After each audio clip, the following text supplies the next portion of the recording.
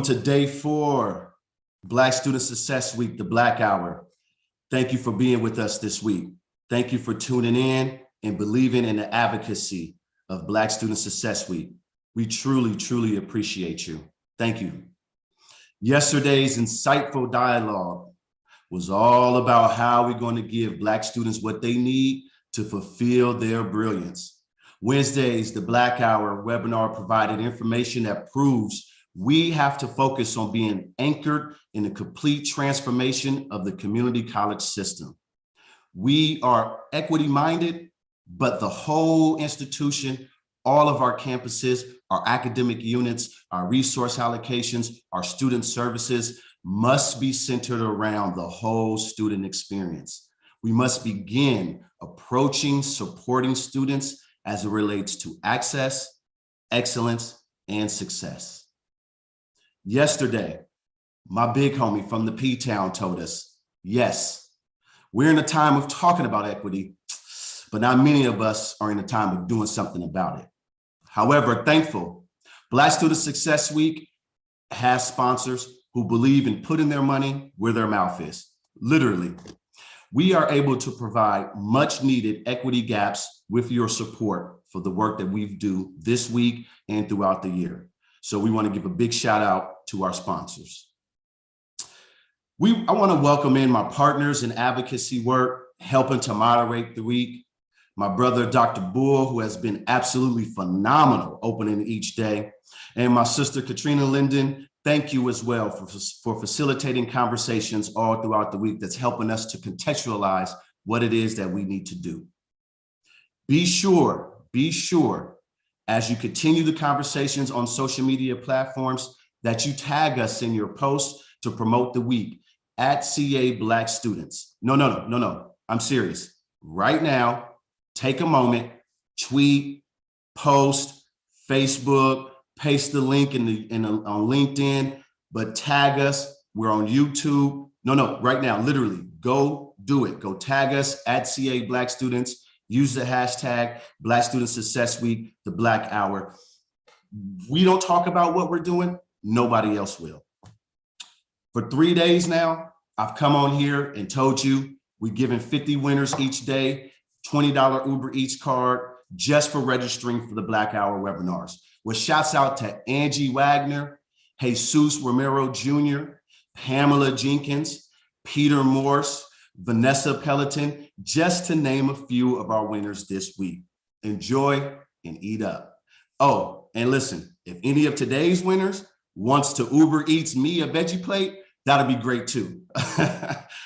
Today's $100 Uber Eats gift card, you know what time it is. Winner chicken dinner is as told by Destiny. Congratulations. We have one more day left. So go register, go tell your friends to register, go tell your family to register, go tell your classmates to register, tell your professor to register, tell your board of directors to register. We are ending Black Student Success Week tomorrow with a big bang.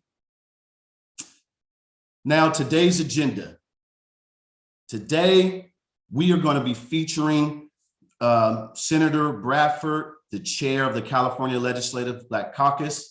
We're going to be giving you an update on a report about Black Minds Matter. And we're going to have a policy agenda presentation as well. And then we're going to round out our conversation with the Q&A with policymakers and different panelists. Today is literally all about legislative action needed to support Black student success.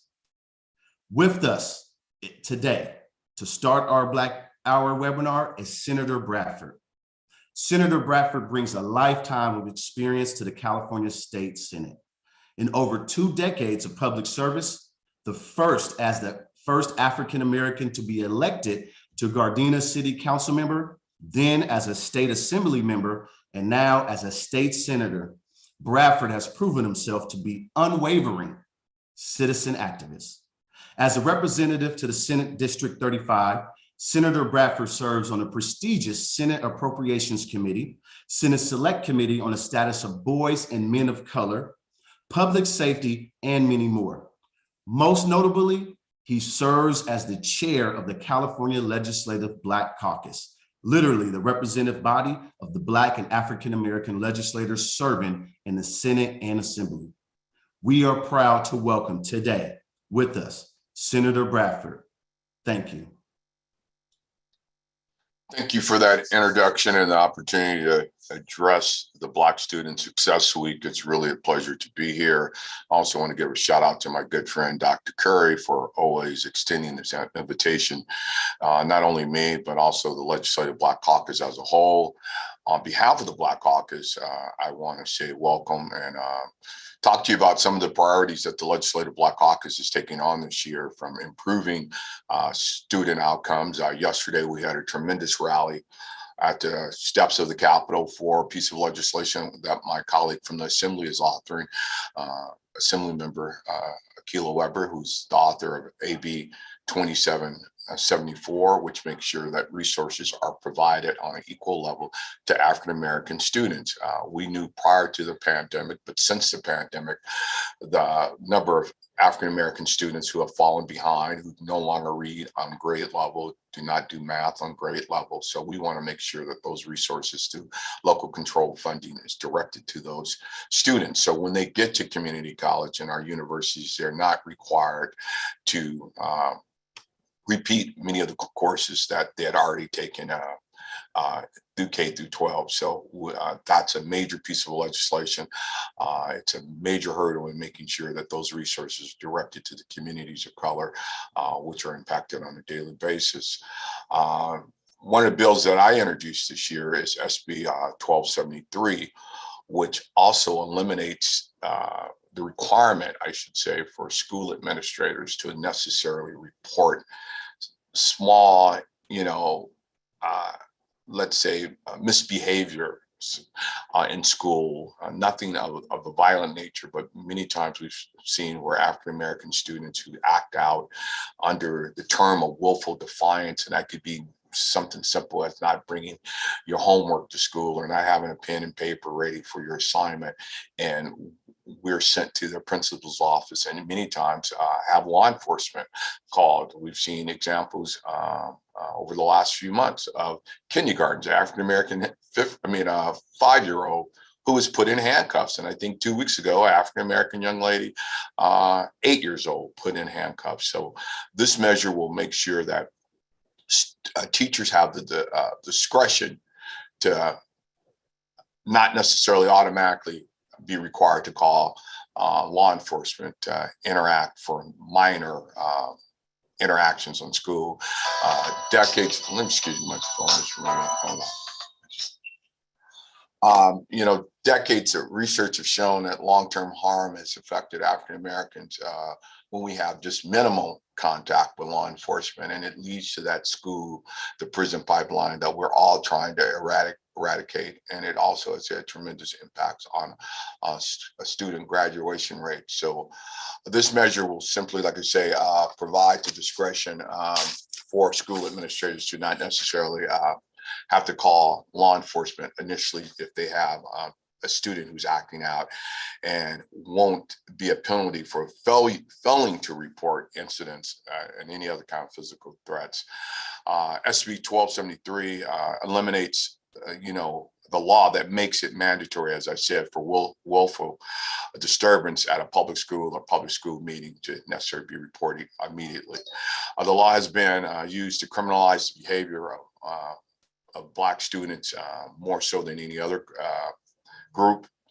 So we want to increase educators' discretion to have to be able to handle misbehavior and protecting students from unnecessary contact with our criminal justice system. The Legislative Black Caucus realizes the need for seamless continuity in our education starting when we first enter school. So this is one of the things we're working at. And that's why we're prioritizing, as I stated, K through 12 education and our UC and our CSUs in our budget requests, to making sure that we have money to help move the program along.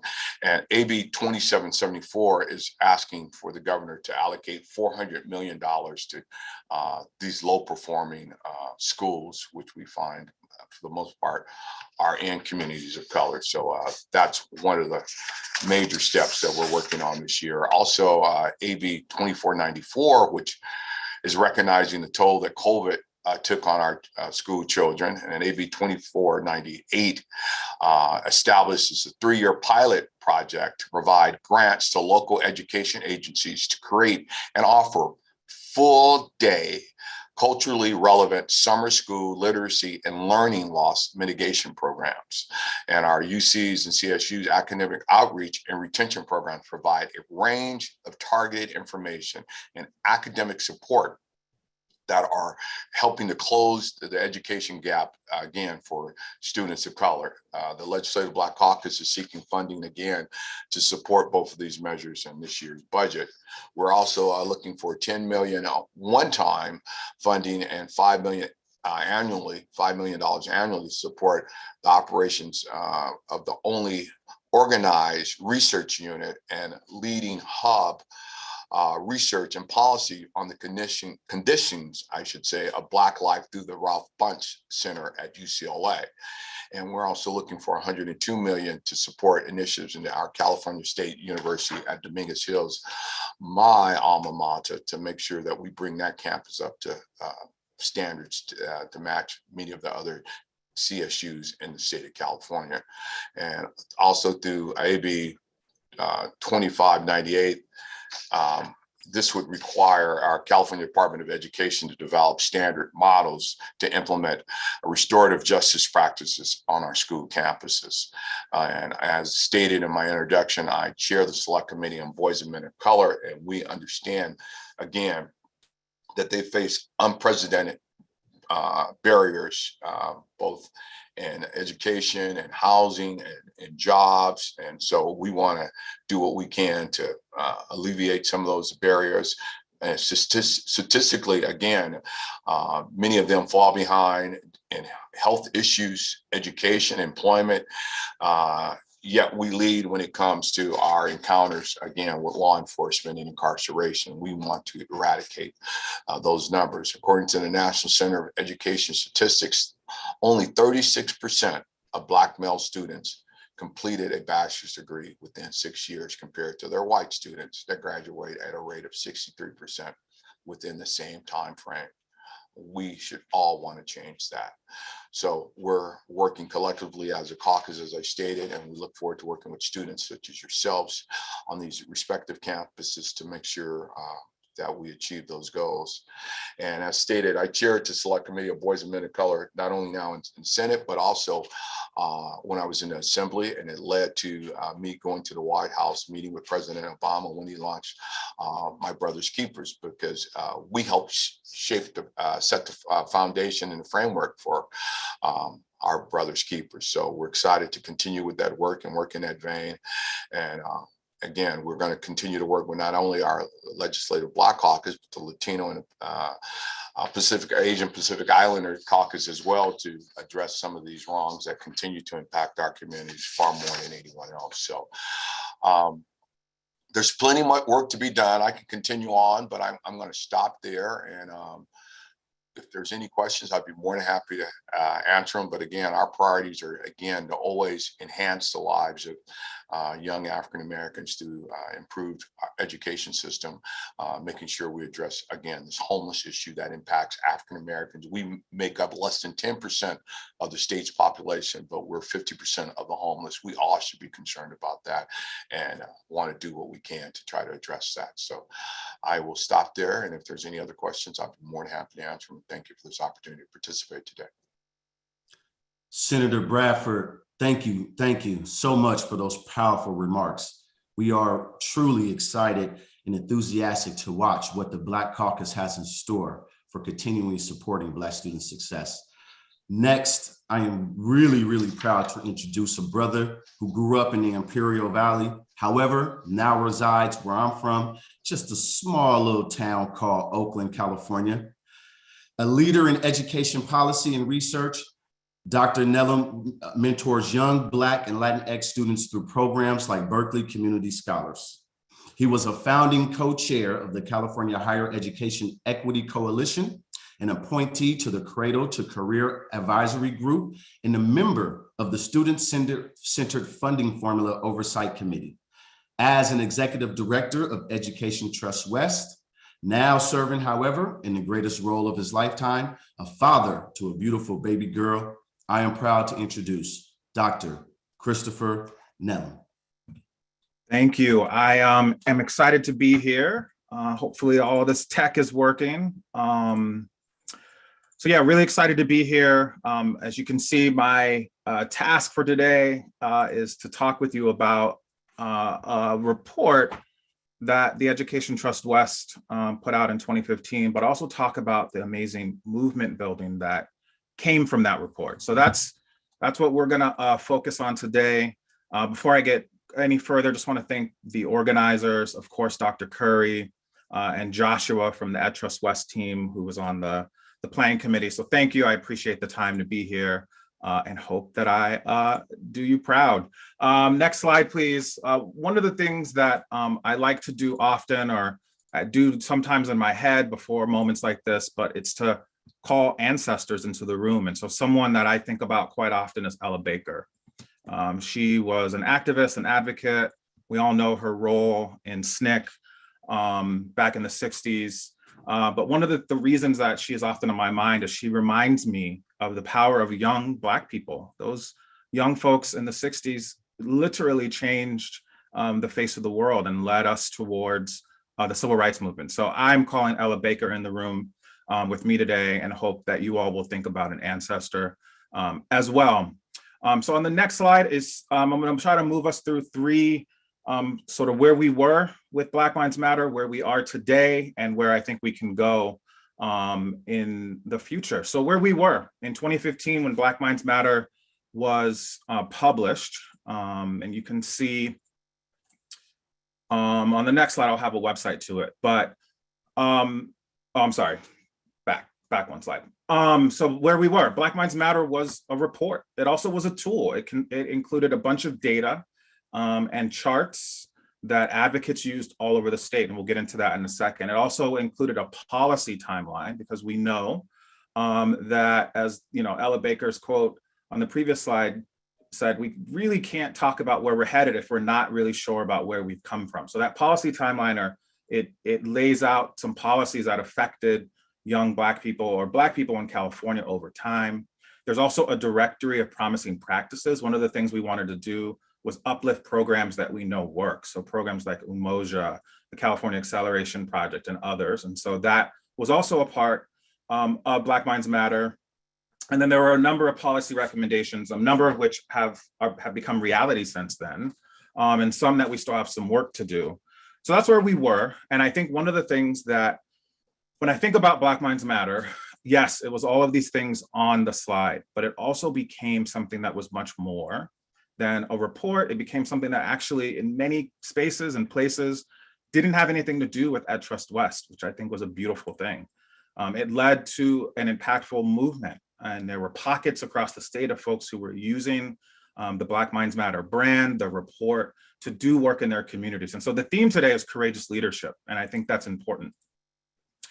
But what I think, when we reflect on Black Lives Matter, or what I reflect on often, is that we don't have to wait for state leadership to find that courage. Folks across this state found it, used it, and leveraged this report and the brand to do work all across the state. And I'll share that some with you on the next slide. So next slide, please. And this one has it's a weird slide, pictures that will pop up. So you'll see on the left-hand side, folks like the California Alliance for African American Educators, Umoja Scholars, COPE down in the Inland Empire, the California Student Aid Commission, Ed Trust West, brought young people to the Capitol. That's some of those pictures that you see on the left side there. There were over 1,000 students there, and young people and advocates who wanted to make sure that folks in Sacramento, legislators, policymakers, and others know and knew that they are accountable for Black student success. That was important. That came together not because of Ed Trust West, but because other people really wanted to find a way to harness the moment and try to make something out of it. And so that was one thing that came out of it. The California Legislative Black Caucus at the time used the report to have briefings, both in Sacramento. Many of them had briefings called Black Lives Matter in their districts. They then had a set of bills that year that they were using the Black Lives Matter brand to sort of push and support. And so a report grew into much, much more. And there's more on the next slide about what it also became. As I said before, it became less and less about EdTrust West and more about communities using the report for change, using the report not only for conversation, but to impact policies and practices in their districts. So we saw teachers, we still have these things. We saw teachers using the report to make classroom sets, to have discussions, and they had student projects based around Black Lives Matter. We saw community-based organizations and communities and parents all across the state having Black Lives Matter town halls. They had parent-teacher conferences about it.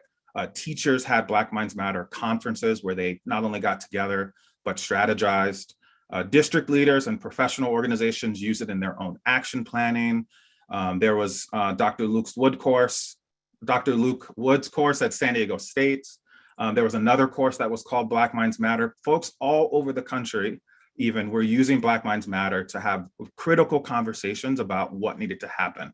Again, not waiting for state leaders to find the courage to do the good work, but doing it for ourselves. Other things that came out of this, students walked out at LAUSD, demanded change in LAUSD, some of them holding the report in their hands. And we're still seeing the impacts of the students taking the charge now. Districts changed policy all over the state. For those who know K-12, their folks use Black Lives Matter to make the case for LCAP changes. So to get school districts to be better at budgeting for Black student supports. And then the state allocated $2.5 million back in 2016, citing Black Lives Matter for an equity and improvement program that still exists today. The point being, it became much more about movement building and impact than just a report, which we reflect on quite a bit. And we're hoping that we can reignite some of that work now. So on the next slide is a little bit about where we are. The last report is at blacklivesmatter.org. I think you should be able to get it there. This year, our team decided instead of updating a report, the entire report, we would update a few key data points because we were hearing from advocates that they wanted, a new tool to do their work around the state. So that's what we've done. That's what you see, the first page, the bit.ly, the short link is there if you want to get directly to it. But it's just compiled data from early learning through higher ed. And I've been here and I talked to our colleagues at the Village Method yesterday, and they keep saying to me, they said this yesterday, that we need a movement, not a moment, and we need tools to help us do that. So we're hopeful that this fact sheet can be helpful. Of course, a fact sheet's not gonna, solve all of the challenges, but we think it's an important tool that advocates can use. So what I'll do now is just walk you through some of the data that's there. But before I do, on the next slide, I just want to remind us all of a few things, because sometimes when you look at data, you can lose some of these points. You may have to hit it one more time for the words to pop up. There we go. So we don't need this reminder, but just in case anyone else is on this call who does, these data don't always show what we know here. Like, we know that Black parents are involved in their children's homework. There's a study to support that, which is great. We know that Black parents value college education. We also know that there are schools led by Black people in high poverty areas in the state and in the country that find ways to support Black student success. So this is not a matter of whether or not Black people care about education. We know that to be true. And on the next slide is a quote, is just a thought that our team had yesterday when we were talking about this. We're not talking about student failure here. This is about systems and education leaders failing students. It's quite impossible, in our opinion, to fail in a system that wasn't made for you, what wasn't set up for you. We also know, all of us, many of us on this call know that we're not imagining that these systems are working against us. We're not imagining the things that we know, the things that we feel, the ways that we have to fight back against the system. But we do know that numbers help. It can also help us support what our daily experiences are. And that's why we did this update. So the next couple slides are just some data to walk us through. Again, we hope these are tools for advocates throughout the state. And because I know our focus is higher ed here, but because context really matters, and we do early learning work through higher ed work, I'm going to share a little bit of early learning, K-12 and higher ed data, because unfortunately, the disrespect and disinvestment starts early. Underinvestment starts early. So even we're talking about our babies, opportunity to school-based early learning is limited for babies, for young Black kids in California. And it's not because we don't care about early learning. Sure, some people keep their young ones home, but the opportunity to put your young one in school-based early learning opportunities in this state is rationed. It is unequal. On the next slide, we see even that disrespect and underinvestment extends to Black women who are caring for our babies. They make less than other folks caring for babies and young people in our state. And if you look really closely at the right side of the screen, they're paid poverty wages. In California, they are working, they have a job, all the things we say you're supposed to do, they're doing and are being underpaid. I just saw the OMG in the chat. When I saw this data, I also was floored. Like, how can we do that to people, to anyone who is working and who is caring for the youngest people, our babies, our like very precious things that we all care about so much. Like it just blew my mind when I saw that.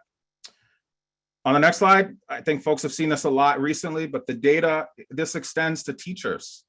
There's underinvestment in strategies to attract Black teachers, Black folks into the classroom. As a result, we have about half of schools in California that have not a single Black teacher. And when they do choose education, they're often overburdened with discipline rather than teaching.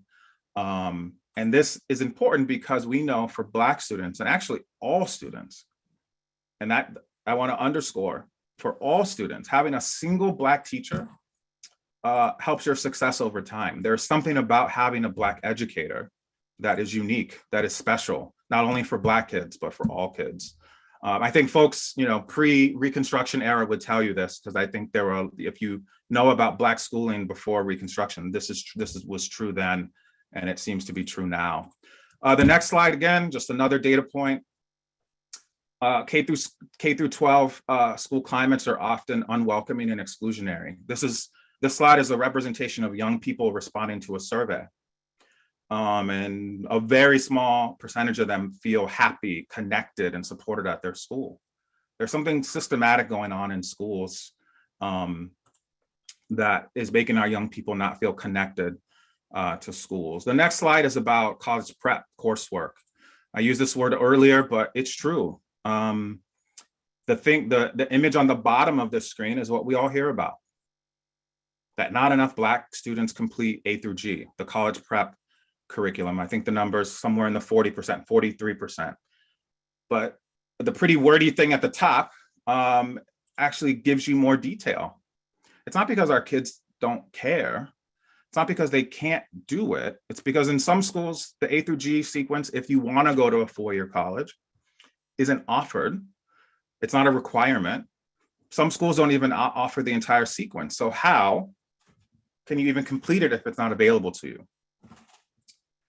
So the next slide, again, just looking at access to college, this is just more rationing here. I love our community colleges, but only 24 of them have what we considered in our report a high representation of Black students. And I will wrap this up. The next slide is that a lot of our students do not feel supported enough to do their financial aid applications, which we know matters. And I think the next slide is just an overarching slide about remedial education. A lot of our students end up in remedial classes they don't need. And if we go 2 slides ahead, I will wrap this up.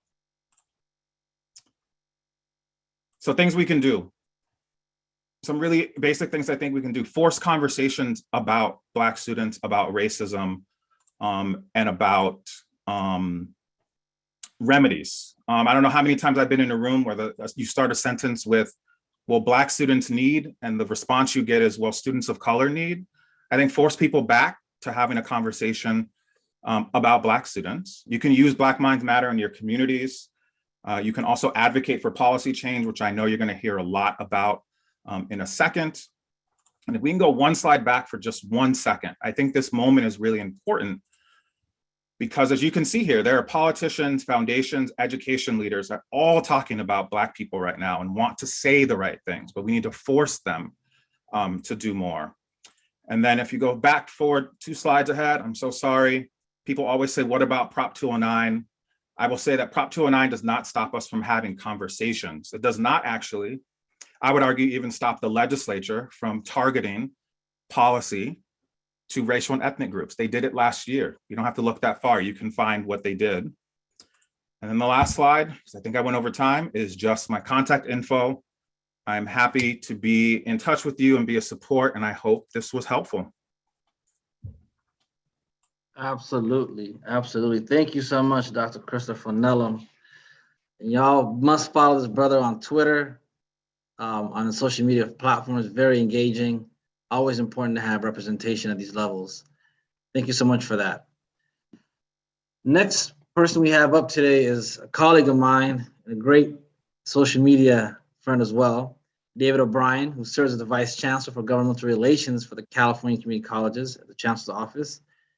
He's been in this position since April 2020, and in this role, he oversees the division responsible for formulating and advancing the legislative agenda of the California Community Colleges. He represents the Chancellor's Office before the Legislature and executive branch of the state and federal governments. Prior to joining the Chancellor's Office in April 2020, David O'Brien served as Director of Governmental Affairs for the California Student Aid Commission since October 2016, a role that placed him as the Commission's primary liaison to the state's legislature, the Governor's Office, the California Department of Finance, and other agencies on matters related to financial aid and college affordability. That's why it's so instrumental to have him, because as we looked at basic needs, those are some of the fundamental issues and challenges that our students, particularly our Black students, face today. That made him a critical figure in the Commission's effort to reform and expand California's financial aid programs. He's also married and has a beautiful child. He's married with his wife, actually, and is a public school teacher. And beyond that, one thing I do appreciate about David is he is a Niners fan. The Giants fan piece, and not so much, but he's a Niners fan. So without further ado, Vice Chancellor David O'Brien, the floor is yours. Thank you so much, Dr. Boole. Go Niners.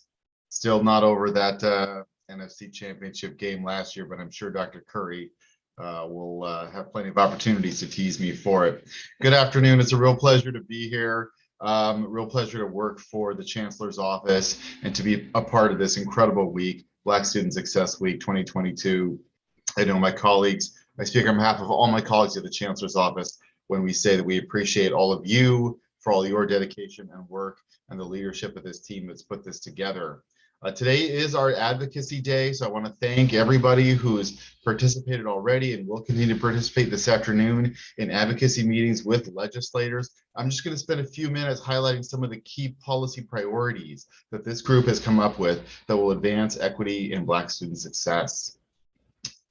So we have 3 main priorities, starting with college affordability for Black students. As Dr. Boole mentioned, it's an issue that's a little bit personal for me, coming from the California Student Aid Commission and being somebody that was a recipient of financial aid myself, but it's even more personal for our Black students.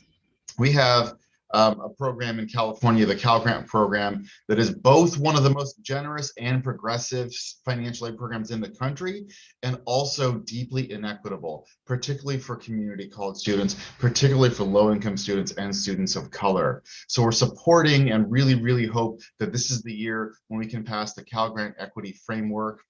That legislation is Assembly Bill 1746, and we're going to hear in just a few minutes from one of the co-authors of that legislation, my Assemblymember Kevin Mccarty, one of our state's great leaders around financial aid and college affordability. But just want to note that the current Cal Grant structure, as generous as it is in California, discriminates against the type of students that we really need to be serving the most right now. Students that we used to call non-traditional students, students who have taken a bit of a gap or a pause after high school or decided they want to go back to college to get some of those skills to compete in the modern economy. Well, most of those students for years have been locked out and not able to get a Cal Grant because of the way it's structured. And so AB 1746 will add over 100,000 new students to the Cal Grant rolls who are eligible, disproportionate share of which are Black students. And we really, really want to see that pass. Financial aid is so important for this student population. Next slide, please. I'm moving a little bit quickly, but that's because I want to make sure we have time for our policymaker panel. We're also strongly supporting a priority category that we're calling intentionally fund Black student success. This is what we're calling on state leaders to do. We support and want to go beyond even the governor's budget funding for the AIT-MEND and Emoja programs, which are so critical. I was in an advocacy meeting earlier with my new friend Edwin, student at Bakersfield College, speaking about what these programs have meant to him and his success, especially as somebody who's a justice-involved student, formerly incarcerated, how these have enabled him to get it back on his feet and continue his education. And we want to see them funded. We want to see them robustly funded and expanded. We want to continue funding our community colleges for, thank you. Want to continue funding COVID response and student retention. That's so important. The sad reality is that we have lost a lot of students in the past couple of years, in large part due to COVID, but also due to demographic trends and other issues. We want to have the resources our system needs to reach out to Black communities and other communities of color and low-income communities and make sure that they know that there's a spot for them at a community college and that there are resources and tools and supports to enable them to not just to succeed or to survive, but to thrive at a community college. And then finally, dual enrollment, which Dr. Nellam, a very good friend of mine, highlighted. We want to not only fund, but expand dual enrollment opportunities because we know that that can be such a powerful equity lever. Next slide, please. Last but not least, we're calling on state lawmakers to help create the space for Black students to thrive. Last year, the legislature passed two very significant pieces of legislation aimed at supporting transfer students, Assembly Bill 928 and Assembly Bill 1111, to move toward the state towards streamlined transfer pathways and a system of common course numbering. And while that legislation has the potential to be very, very significant, we do need the resources to help make that happen. And so the governor's budget has those resources proposed, and we really, really hope the legislature will include that funding when they pass the budget, because it's so important to not just give the community college system new directives of what to do to support students, but the funding to support students. We need to equalize that funding. Continued outreach funding for students in UC and CSU to ensure that students can transfer successfully. We don't stop caring about our students once they leave our system. We want them to have the support they need to thrive and to graduate at UC and CSU. And then finally, we're calling on the legislature to pass the governor's roadmap and compacts for higher education. If you haven't read about this one, I hate to recommend somebody read the governor's budget, but really do read it. It's a very exciting concept that we're going to intentionally structure state support for our public higher education systems and link that support to specific goals and outcomes that we want those systems to achieve. No longer do we want to just have a system where we're funding community colleges based on enrollment or butts and seats, as we sometimes call it, but actually, who are you serving and how are you supporting those students? That is so important. All right, without further ado, I think I'm going to pass it off to my friend Katrina, and we have an exciting policymaker panel. Great. Thank you so much, David, for that overview. And welcome to day 4 of Black Student Success Week, everybody. As we enter our next session, just want to draw your attention to our sketch effect being created live right now. We have an artist drawing responses to our conversation, and we'll be sharing the final product at the end of this week, along with the drawings from every session this week. So follow along today and tomorrow for those final versions, and next week for the combination. Well, it's now my pleasure to introduce our policy leader panel to discuss the key policy levers and urgent opportunities that we have this year to intentionally address Black student success. And I'm hoping to save a little bit of time at the end for audience questions. So get your questions ready and use that Q&A box for any questions for our panelists. And our first panelist we have today is Assembly Member Kevin Mccarty, Chair of the Assembly Budget Subcommittee number 2 on Education Finance, a member of the California Legislative Black Caucus, members of the Assembly Budget and Education Committees, and the Select Committee on Latina Inequities, among numerous others. Assemblymember McCarty is a fierce leader for student success, affordability, and college access for all, and a representative of Assembly District 7. McCarty calls Sacramento home, where he previously served as Sacramento City Council member and as Sacramento Housing and Redevelopment Commissioner. Assemblymember McCarty is California born and grown. He attended American River College, CSU Long Beach for undergrad, and Sac State for his master's degree. Welcome, Assemblymember McCarty. Thank you. Great, and now we have Assemblymember Mia Bonta, a freshman legislator representing Assembly District 18, including Oakland, San Leandro, and Alameda. Ms. Bonta is committed to making California more affordable, inclusive, and equitable for all. She sits on a number of committees in the legislature and is a proud member of the California Latino Caucus and Black Caucus. An advocate for students and working families, she most recently served as CEO of the Oakland Promise, board president of the Alameda Unified School District, and a delegate to the California Democratic Party. Ms. Bonta is a proud Latina, Black Latina, raised by activist parents who instilled a lifetime of activism and continued learning. Assemblymember Bonta attended undergrad at Yale, received her master's from Harvard and her JD from Yale Law School. Wow, it's an impressive resume. Welcome. Awesome. And finally, I'm honored to introduce Denise Ward in Washington, Chief Consultant of the Assembly Higher Education Committee, serving as Chair Medina's right hand on the committee, spending 4.5 years.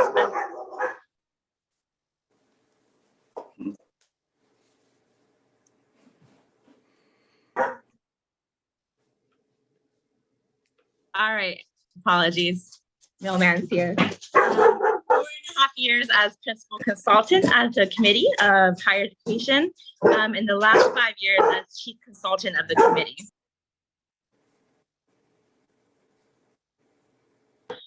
Of course, my dogs choose this moment to get excited.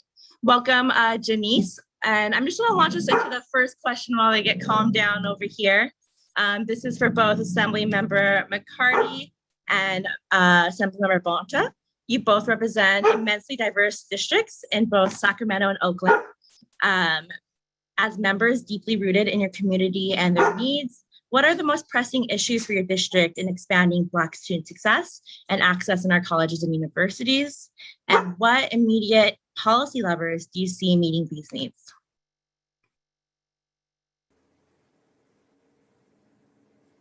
Okay, I'll go first. Thank you for having us today. I don't have much of a voice, so I will try to just move it along. This is an important topic as far as academic success among Black Californians. When you look about the debate we're having right now, the national level on this issue with relief of student debt, and you dig down to who has the most student debt and who has the most barriers for education opportunity, it's really Black Californians. And that focuses on the other issue as far as our achievement gap and frankly, our opportunity gap for Black Californians. It's there. And in large part, these are systemic issues. This is not new. Just as far as wealth accumulation over the years, Black families don't have the opportunity to save as much for higher education. We need to focus a lot on the earlier stages too, which I know some of my bonds and I are working on with early ed, after school, and K-12.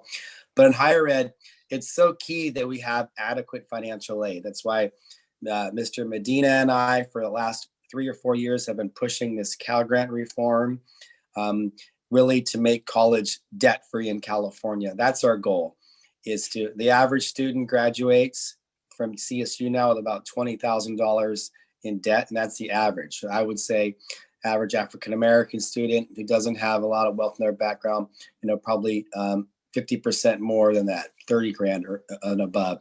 So we need to make sure we expand access to financial aid. And the key issue here in California, we have this amazing Cal Grant program We have this middle class scholarship program, but that just pays for, a part of college. College now, as we know, is non-tuition costs. It's housing, it's books, it's food and transportation, primarily housing.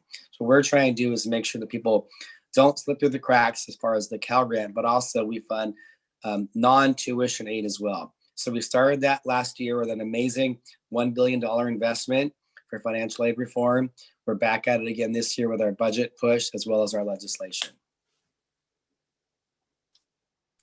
Thanks. And we have an amazing advocate and leader and passionate member in Assemblymember Mccarty on this, and super excited that he gets to chair budget sub 2 where a lot of these critical decisions are made. My district is Oakland, Alameda, and San Leandro. And so, when it comes to the cold, hard truth that only 10% of our public school students as 12th graders are going on to 2- and 4-year colleges within 6 years of high school graduation, we know that we have a critical problem. I had the opportunity to serve as CEO of Oakland Promise, which was a cradle to career initiative, helping to make sure that children from the time that they're born to the time that they achieve a career and kind of get through college have the resources that they need. So for me, the key levers are really first around making sure that we're investing enough in our public schools. And we know that California is the 5th largest economy in the world, yet the state ranks in the bottom 20% in terms of spending on a per pupil basis among our states. And we also know that we have a declining enrollment problem that's kind of exacerbating that problem as well. So I'm excited to be a co-author on AB 1614, which is Assemblymember Marsucci's bill, which really looks to increase Prop 98 funding for the base grant of the local control funding formula and to provide adequate funding for our TK through 12 public schools. And Assemblymember Mccarty has been leading the way in making sure that we're starting as early as possible with TK.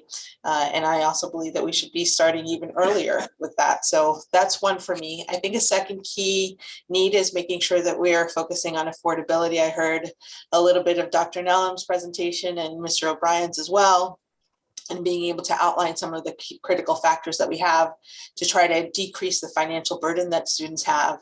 I'd love to point you in the direction of AB 288, which I got to work on actually with Dr. Nellam as a part of the Northern California College Promise Coalition, which Assemblymember Calderon is authoring, and I'm principal co-author on that as well, which prohibits the displacement of financial aid awards due to the receipt of private scholarships. So I think if our students go out and they hustle for Rotary grants and the California Legislative Black Caucus grants, which I hope you all apply to, or any other kind of private grant, that we want every single one of those private dollars to be able to not be offset, particularly for federal Pell eligible grantees and California Dream Act participants. And I think it's a long way to kind of make sure that when students are investing in themselves and trying to do everything that they can to attend college and pull those resources together, that we make sure to be able to support that. And third, I've always had a very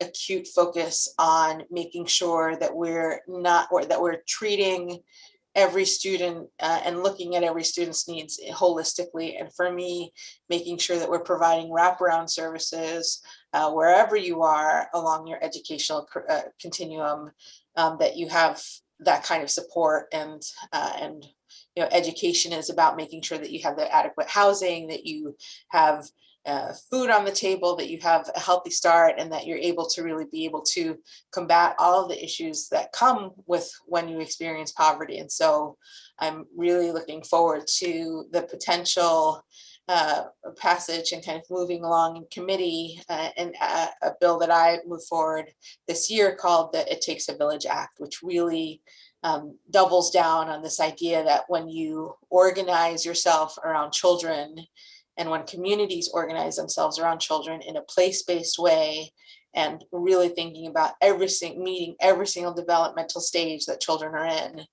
from the time that they're born to prepare them to go to college and beyond with summer programming and looking at housing and health, that we're going to have the kind of safety net and supports that we need that are aligned to be able to make sure that every child can be raised with what they need.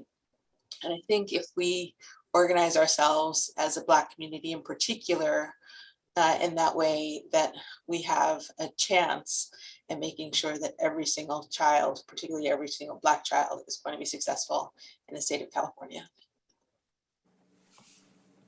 I love that. Thank you so much to both of you. And thank you, Assemblymember Mccarty, for your co-authorship on AB 1746. And we know Cal Grant Equity Framework will really be vital to supporting Black student success. And Assemblymember Bonta, I know the campaign is excited to also be supporting AB 288. And really thank you for your work on that. And as y'all saw, the policies that we've outlined today really look at that K through 16 lens and supporting students at every step of their educational journey. So really appreciate that. I know these panels wish we had an hour just to speak to you all, but we're running up on time. I do want to ask a question for Denise. We have a lot of practitioners in the room. You'll see folks from Santa Ana College, where I'm down in Orange County, where I'm from Oakland, Alameda, everywhere across in Central Valley. We have practitioners, faculty, students. I want to ask you, Denise, as Chief Consultant for Assembly Higher Ed, what has been the most meaningful way to engage with you and with others in the building on the policies that directly impact Black students? How can students and practitioners have the greatest impact on the legislative process in their roles? Thank you so much for that question. And it's a privilege and honor to be on this panel. And I'm so excited that this is the third annual time where there can be a time of exploration to really make sure that the voice is heard. And just a shout out to Dr. Nellam as well. I really appreciate the Black Minds Matter, because that in and of itself is something you don't always hear. And so to answer your question, it's definitely when I'm able to engage with the students, with the faculty, with other practitioners in hearing the stories. Because it's nice to know data, it's nice to read about it, but if you don't actually put the faces and the experience, the lived experiences of the individuals, it makes it more challenging when we're looking at implementing and putting forth policy.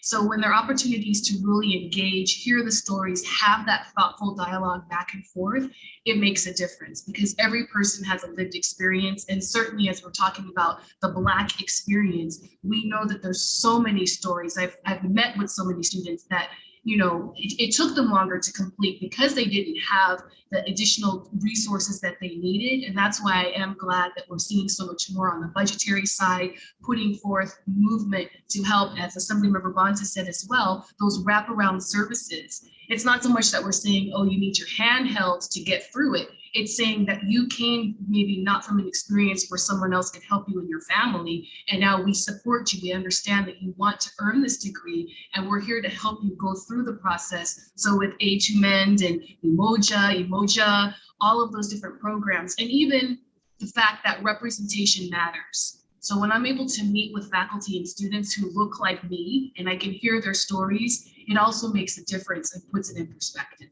And there's something else that has been really remarkable that's going through the process now, something called Pipelines to Possibilities.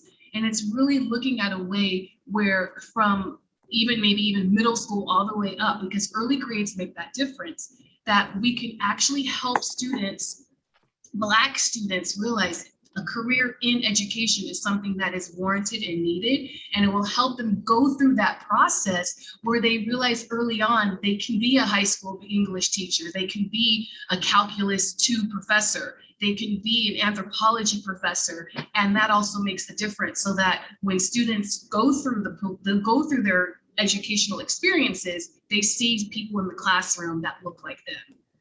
But full circle, when we can meet and hear the stories that are happening, it makes a difference in how we can craft the policies that will impact everybody. I love that. Thank you so much, Denise.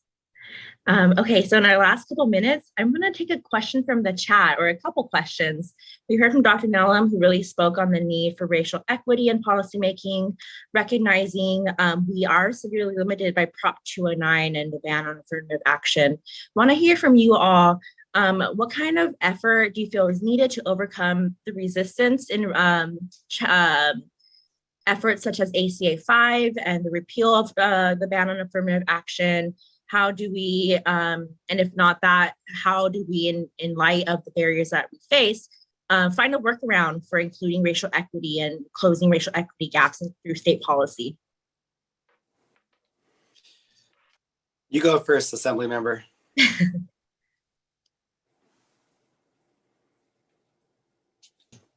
I think you might be muted. Well, good to hear my laugh then. I have been really focused in on some of the work that folks who are looking at our experience as descendants of slaves. And I do believe that there is a pathway to walk if we were actually to be able to, if we weren't able to dismantle Prop 209, if we were to able to actually think about the disparate impact that we face as just being descendants of slaves. I know that Senator Bradford was on this call earlier, and he's been doing an amazing amount of work along with Assembly Member Reggie Jones-Sawyer around looking at the reparations task force. And so I do believe that if we actually took a frame of thinking about the impact of just being descendants of slavery, that it might afford us an opportunity to cut through Prop 209 and still ensure that we're providing the same kinds of supports from a reparations perspective to our Black community and our Black students. Assembly Member Dr. Akilah Weber has legislation moving forward as well that looks at the LCFF and adding a weighted formula for students who are chronically low performing. And I think that also creates an opportunity for us to think about ways to deal with the fact that our educational system is seized essentially with Prop 209 in place. So I'm hopeful that we'll be able to continue with creative solutions. Yeah, just to add on to that, everything that Assemblymember Bonta alluded to, but Prop ACA 5, the prop, I forget what it was, what number it was, didn't pass, but we're not done. We're still looking at the issue, but there's things that we can do elsewhere. A couple years ago, something that I pushed hard and we did in reforming at UC and CSU is getting rid of standardized tests. And issues like that have a disproportionate impact on Black and Brown students. So we can support programs like Umoja at the community colleges, which help uplift and provide a path for community college Black students to succeed and transfer. So there are things that we can work around the law about the preferences, Supreme Court decisions in the law, and Prop 209 in California, and push the envelope forward. So there's certain things that we know will help everybody, but really help Black students, like financial aid reform. But there are other issues we can work on too to make sure that we can uplift Black students in California. Wonderful. Well, we are right at time. I just want to again thank you all for joining us today. And I'm really excited as we're halfway through the legislative process this year to see what happens with all of our priorities to support Black student success, and wishing you all a wonderful end of the week. Thank you so much for joining us. Thank you. Thank you. Okay, and now I'm going to pass it over to Nairi Berry, Dr. Nairi Berry, to close us out and take a look at our sketch effect once again. And thank you all for joining us today. Hello, everyone. You heard from our legislators. You heard from Dr. Nellum.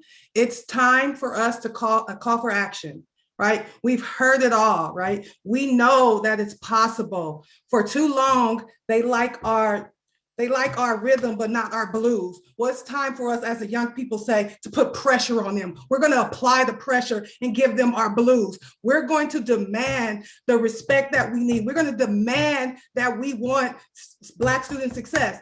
It's unfortunate that we have to do it this way, but as the young people say, we're going to apply pressure. That's all we need to do. On tomorrow, Friday, you'll hear from faculty members that are ready to show up as their authentic selves. And what we're going to do is we're going to come as a collaborative, right? Dr. Nullum said, let's make this a movement. Every policy start as a movement. It start as a grassroots movement. Let's do that, right? Again, you see in the chat at 1:30, Dr. Savage, Dr. Banks, he's doing our I lost it. Sorry, brain fog, because I'm out of time. But our after party, let's go there.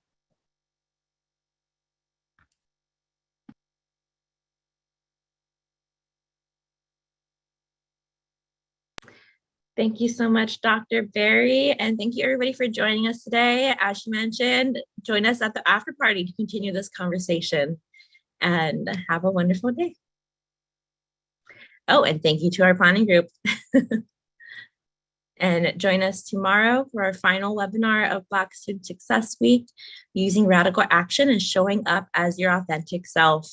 Really excited for our final webinar of the week, and you can find all of these on our Twitter and our Instagram pages at California Black Students. Thank you, everybody.